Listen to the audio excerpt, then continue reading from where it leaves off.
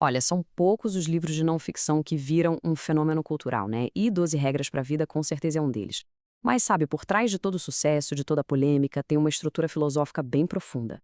Uma que busca responder aquela pergunta fundamental: como é que a gente encontra sentido no mundo que é, ao mesmo tempo, pura ordem e puro caos? Então, bora mergulhar nessa análise para entender isso melhor. A grande pergunta é justamente essa, né? Como que uma lista de preceitos que parecem até simples à primeira vista acabou mexendo com milhões de pessoas no mundo todo? Pois é, a origem dessa resposta é tão inesperada quanto o próprio sucesso do livro. Para começar, tudo isso não nasceu numa universidade ou num laboratório, não. Acredite se quiser, a semente foi plantada num canto bem surpreendente da internet. Foi lá em 2012, num site chamado Quora. Sabe aquele tipo de site de perguntas e respostas? Então, alguém lançou a pergunta: quais são as coisas mais valiosas que todo mundo deveria saber? E aí Jordan Peterson, que depois admitiu que estava procrastinando, resolveu responder. E essa resposta mudaria tudo. Ele simplesmente começou a listar umas máximas para a vida. E a reação do pessoal foi imediata. A resposta dele recebeu mais de 2.300 upvotes, ou seja, votos positivos. E só para a gente ter uma ideia do que isso significa, lá no Quora, quase ninguém consegue um número desses. Isso jogou a resposta dele lá para cima, tipo, no topo do topo em popularidade. O que aconteceu foi que essa lista, com 42 ideias, simplesmente viralizou. E isso não foi por acaso. Revelou que existia um desejo coletivo, uma ânsia por algum tipo de estrutura, de orientação em meio à incerteza. E foi essa lista que se tornou a semente da filosofia central do livro, que se apoia em dois conceitos gigantes. Vamos falar do primeiro conceito, então. É algo que todo mundo conhece e, de certa forma, busca: o domínio da ordem. Pensa na ordem como o nosso mapa, sabe? É o território conhecido.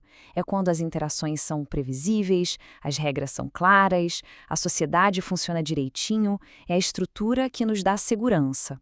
Mas, e aí tem um mais importante, o próprio Peterson avisa que a ordem em excesso também pode virar opressão.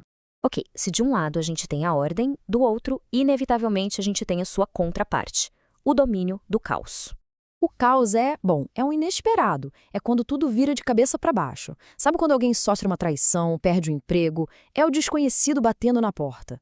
Mas o caos não é só destruição. É também de onde vem o potencial, a criação. Pensa na natureza. Ela tanto cria quanto destrói. É isso. Então, o lance todo é sacar essa dualidade. A ordem é estrutura, o conhecido, a sociedade. O caos é o inesperado, o potencial, a natureza. E o ponto crucial é: nenhum dos dois é bom ou ruim. Eles são simplesmente as duas forças fundamentais da nossa experiência de vida. O símbolo do yin e yang ilustra isso de um jeito brilhante. Pensa só.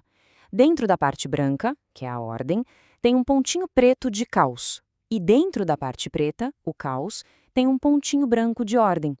A vida de verdade acontece bem ali, ó, na fronteira dinâmica entre eles. Beleza. Se a vida é esse eterno jogo entre ordem e caos, como é que a gente joga?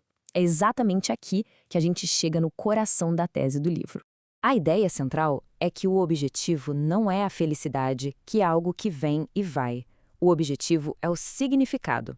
E esse significado a gente não encontra na segurança total da ordem, nem na turbulência completa do caos. Ele é encontrado no equilíbrio consciente entre os dois. Essa citação resume tudo. Viver de um jeito que faça sentido é um ato de se equilibrar o tempo todo.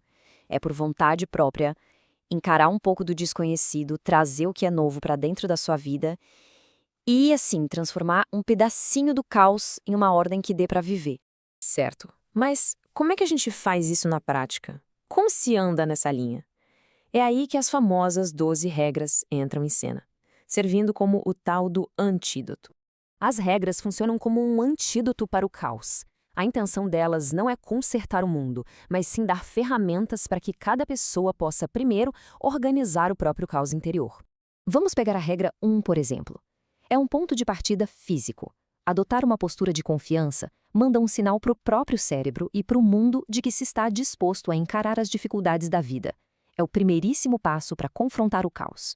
A regra 6 é talvez a mais citada. A ideia aqui é que ter a arrogância de tentar consertar a sociedade é perigoso se a própria vida está uma desordem. A responsabilidade começa no que está mais próximo e é controlável. E a regra 12 mostra a beleza e a profundidade dessa filosofia.